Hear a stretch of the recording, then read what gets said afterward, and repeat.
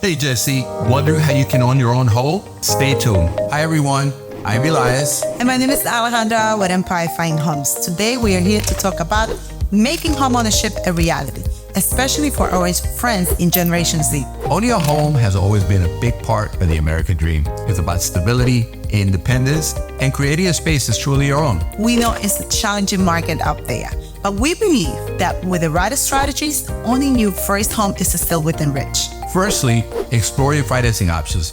There are many programs available aimed at helping you with down payment and closing costs. Do your research and don't hesitate to seek out these programs. They could make a big difference in the upfront cost of buying a home. Another strategy is to consider living with relatives. To save money by sharing living costs, you can allocate more of your income towards your savings goal. This might help you reach your down payment target quick, bringing you one step closer to owning your own home. Home ownership is a journey, and there are resources available to help you guide you along the way. Educate yourself on the process, understand your options, and make informed decisions. Remember, knowledge is power, especially when it comes to such a significant milestone. We believe in empowering people with the tools, knowledge they need to navigate the path to homeownership. So explore your options, educate yourself, and remember that the dream of owning a home is still very much alive.